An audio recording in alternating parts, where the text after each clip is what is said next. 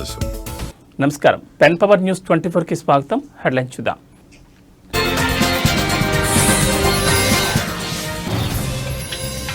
రష్యాలో విమానం మిస్సింగ్, ఆందోళనలో ప్రయాణికుల కుటుంబాలు.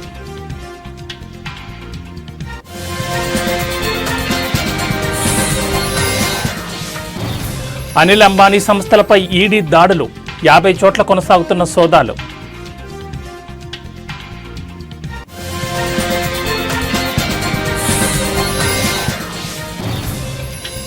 ఏపీ మద్యం కేసులో కీలక పరిణామం, రంగంలోకి దిగిన ఈడీ.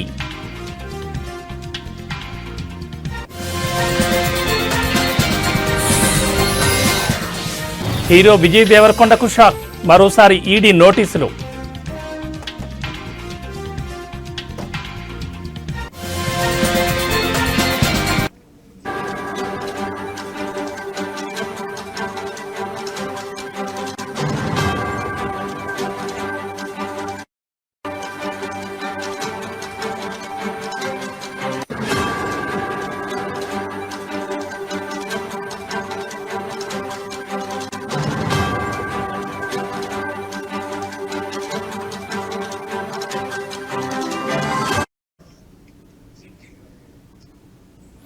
బులెటిన్లో బ్రేకింగ్ న్యూస్ చూస్తున్నాం. ఈ మధ్య ప్రపంచ వ్యాప్తంగా వరుస విమాన ప్రమాదాలు చోటు చేసుకుంటున్నాయి. అహ్మదాబాద్ ఘోర విమాన ప్రమాదం మరవక ముందే బంగ్లాదేశ్లో ఒక విమానం స్కూలుపై కూలిపోయి 10ల కొద్దీ చిన్నారులు ప్రాణాలు కోల్పోయారు. ఇక అహ్మదాబాద్ ప్రమాదంలో 271 మంది దుర్మరణం చెందారు. ఇలా ఎక్కడో ఒక చోట యాక్సిడెంట్లు జరుగుతూనే ఉంటున్నాయి. తాజాగా రష్యాలో ఒక ప్యాసింజర్ విమానం అదృశ్యమైంది. దీంతో ప్రయాణికుల కుటుంబాలు తీవ్ర ఆందోళన వ్యక్తం చేస్తున్నాయి.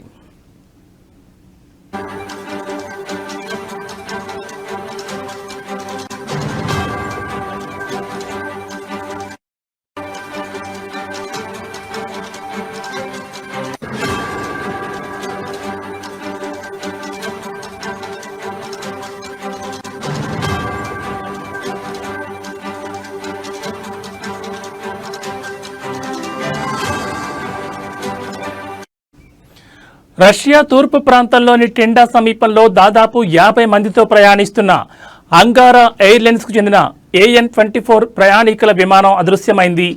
అమూర్ ప్రాంతంలోని తూర్పు ప్రాంతంలో అదృశ్యమైనట్లు వార్తా సంస్థ ఇంటర్ఫాక్స్ తెలిపింది. కబ్రోస్ బ్లాక్ వెస్ట్చెన్స్ టెండా మార్గంలో ప్రయాణిస్తుండగా గమ్యస్థానానికి చేరుకునే సమయంలో సంబంధాలు తెగిపోయినట్లుగా వార్తలు వినిపిస్తున్నాయి.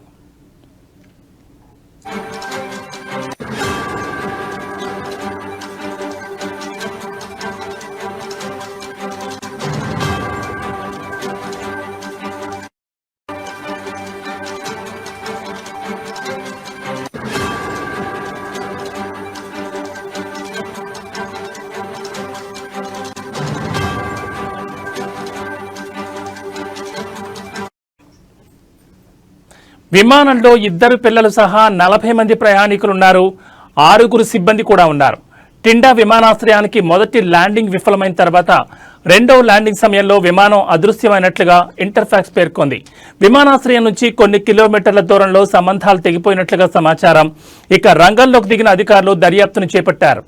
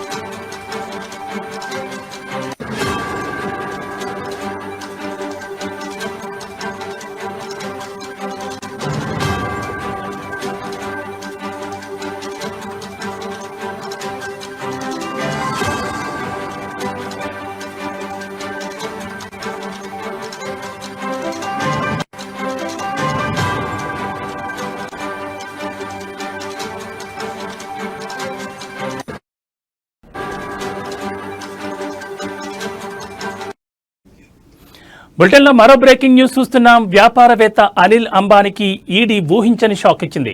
ఈ మేరకు ఆయన నేతృత్వంలోని రిలయన్స్, అనిల్, ధీరుభాయ్ అంబానీ గ్రూప్ సంస్థలకు సంబంధించి ముంబై, ఢిల్లీ నగరాల్లోని పలు కార్యాలయాలు, నివాసాల్లో మొత్తం 50 చోట్ల ఏకకాలంలో ఉదయం నుంచి ముమ్మరంగా సోదాలు చేపడుతోంది. ఎస్బీఐ ఇటీవల అనిల్ అంబానీ సంస్థ రిలయన్స్ కమ్యూనికేషన్స్ లోన్ ఖాతాలను ఫ్రాడ్గా తేల్చిన విషయం తెలిసిందే. అయితే ఈ సోదాలు మనీ లాండరింగ్ కేసుకు సంబంధించి జరిగినట్లు తెలుస్తోంది. సిబిఐ దాఖలు చేసిన ఎఫ్ఐఆర్ల ఆధారంగా దర్యాప్తును ప్రారంభించిన ఈడీ రిలయన్స్ కమ్యూనికేషన్స్తో పాటు ఇతర అనుబంధ సంస్థలపై ఫుల్ ఫోకస్ పెట్టింది. ఎన్హెచ్బి, ఎస్సీబీఐ వంటి ఇతర సంస్థలు కూడా అనిల్ అంబానీ చేసిన మోసాలపై ఈడీకి సమాచారం అందిన నేపథ్యంలో ఈ సోదాలకు అత్యంత ప్రాధాన్యత సంతరించుకుంది.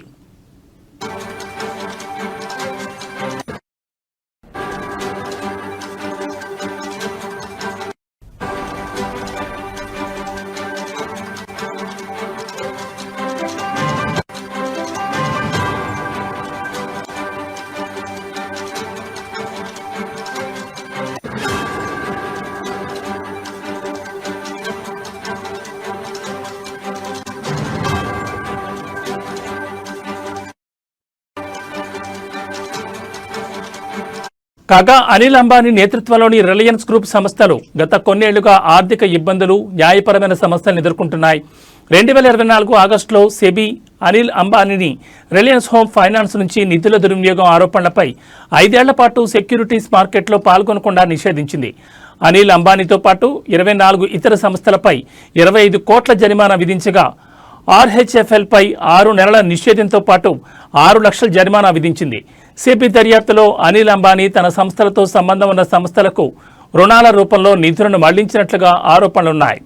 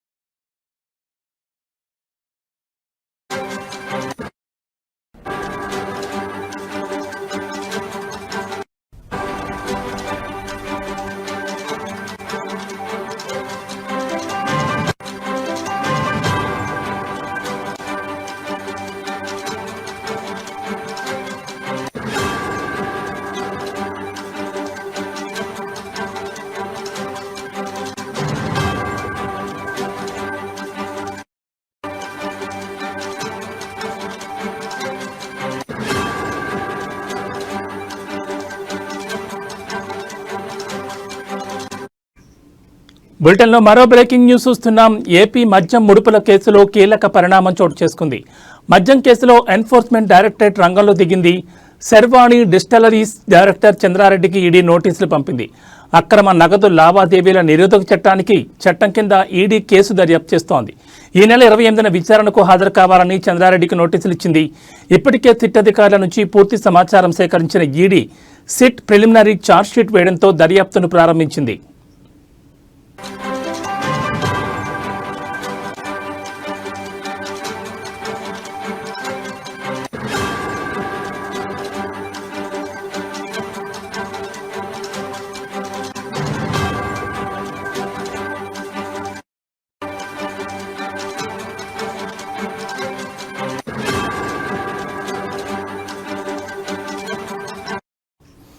ఆంధ్ర కోడ్ బ్రాండ్ పేరిట భారీగా మద్యం తయారీ అయింది. ఏపీ బ్యావరేజెస్ కార్పొరేషన్ నుంచి ఈ బ్రాండ్ భారీగా కొనుగోలు జరిగాయి. ఇప్పటికే సిట్ అధికారుల నుంచి మద్యం కేసుకు సంబంధించి పూర్తి సమాచారం ఈడీ సేకరించింది. ఇక వరుసగా దర్యాప్తును ప్రారంభించాలని ఈడీ నిర్ణయం తీసుకుంది. ఇప్పటికే సిట్ ప్రిలిమినరీ ఛార్జ్షీట్ వేయడంతో దర్యాప్తును ప్రారంభించింది.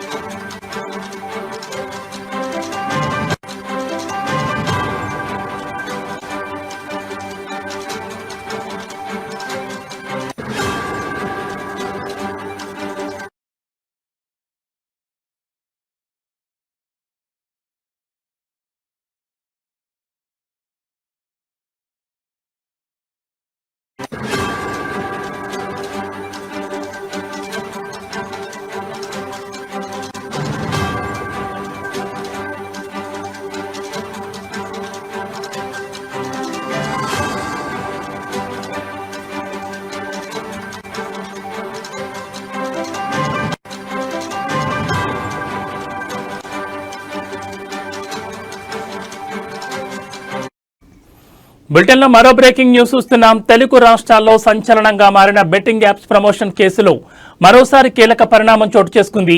బెట్టింగ్ యాప్లను ప్రమోట్ చేసిన యూట్యూబర్ల నుంచి సినిమా సెలబ్రిటీలు అమాయకుల మృతికి కారణమయ్యారు. దీంతో తెలంగాణ పోలీసులు బెట్టింగ్ యాప్లను ప్రమోషన్ చేసిన వారిపై తీవ్ర స్థాయిలో మండిపడ్డారు. అలాగే వారిపై కేసులు కూడా నమోదు చేసి విచారించారు. అయితే ఈ వ్యవహారంలోకి తాజాగా ఈడీ ఎంటర్ అయింది.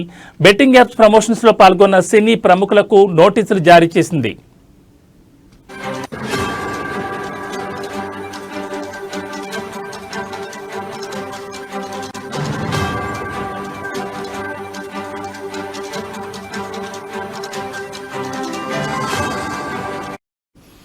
కేసులో నిందితులుగా ఉన్న ఈ నెల 23న దగ్గుబాటి రానా, 30న ప్రకాష్ రాజ్, ఆగస్టు 6న విజయ్ దేవరకొండ, ఆగస్టు 13న మంచు లక్ష్మి విచారణకు హాజరు కావాలని ఈడీ ఆ నోటీసుల్లో పేర్కొన్న సంగతి తెలిసిందే.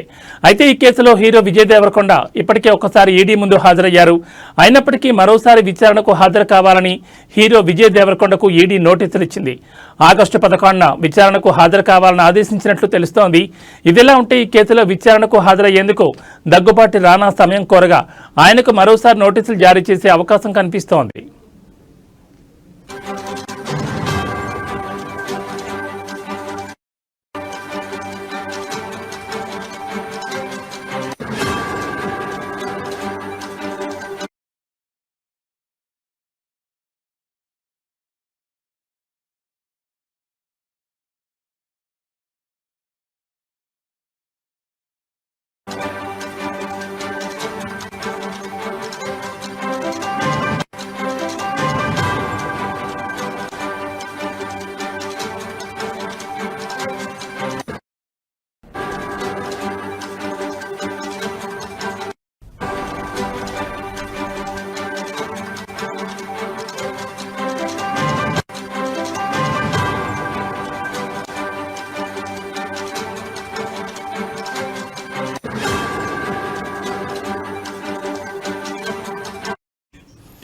బులెటిన్లో మరో బ్రేకింగ్ న్యూస్ చూస్తున్నాం. ఎగువ పరివాహక ప్రాంతాల నుంచి శ్రీశైలం జలాశయానికి వరద ప్రవాహం కొనసాగుతోంది.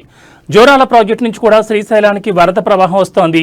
దీంతో 2 రేడియల్ క్రెస్ట్ గేట్లు 10 అడుగుల మేర ఎత్తి దిగువకు నీటిని విడుదల చేస్తున్నారు.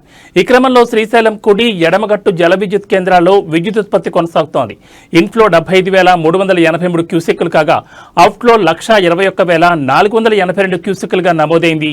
శ్రీశైలం జలాశయం పూర్తి స్థాయి నీటి మట్టం 885 అడుగులు కాగా ప్రస్తుతం నీటి మట్టం 883.50 అడుగులకు చేరింది.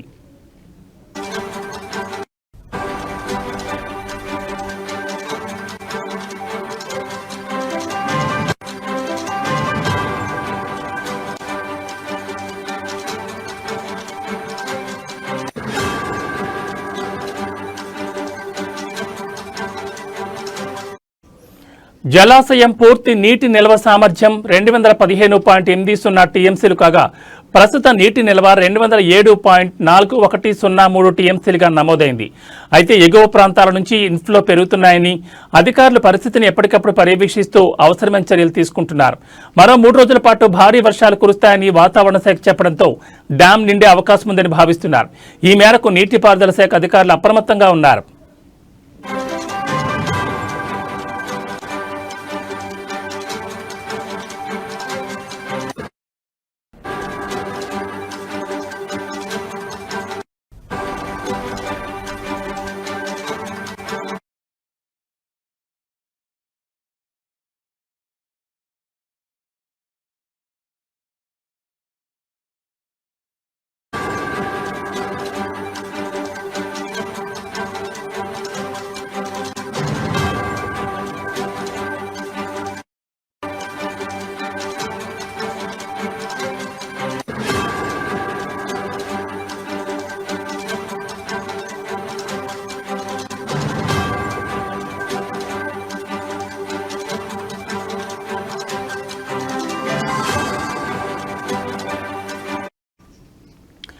బులెటిన్లో మరో బ్రేకింగ్ న్యూస్ చూస్తున్నాం. ఏపీలో భారీ వర్షాలు దంచుకొడుతున్నాయి. 4-5 రోజులుగా కురుస్తున్న కొండపోత వర్షాలతో వాగులు వంకలు పొంగి పొర్లుతున్నాయి. రోడ్లన్నీ జలమయమయ్యాయి. ఉత్తర బంగాళాఖాతంలో ఈ రోజు అల్పపీడనం ఏర్పడే అవకాశం ఉందని భారత వాతావరణ విభాగం తెలిపిన విషయం తెలిసిందే. ఈ క్రమంలో బంగాళాఖాతంలో ఏర్పడిన అల్పపీడన ప్రభావంతో సముద్రంలో అలలు ఉవ్వెత్తున ఎగిసిపడుతున్నాయి. ఈ తరుణంలో కాకినాడ జిల్లా కొత్తపల్లి మండలం మాయాపట్నం గ్రామాన్ని రాకాసి అలలు చుట్టుముట్టాయి.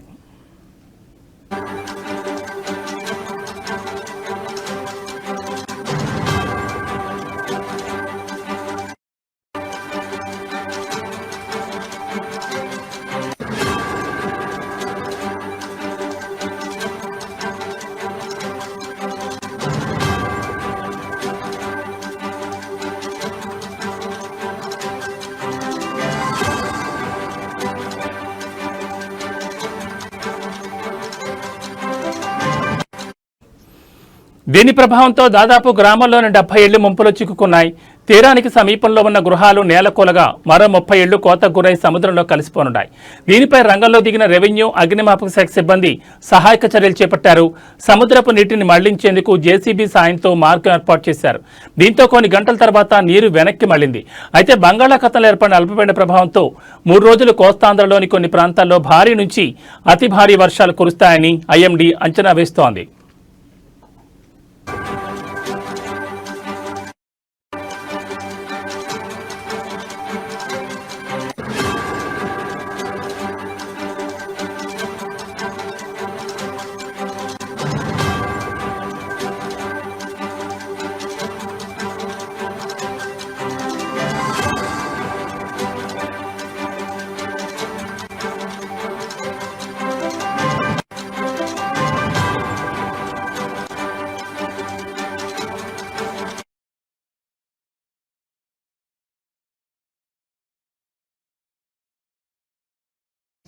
ఇవి బులెటిన్ విశేషాలు.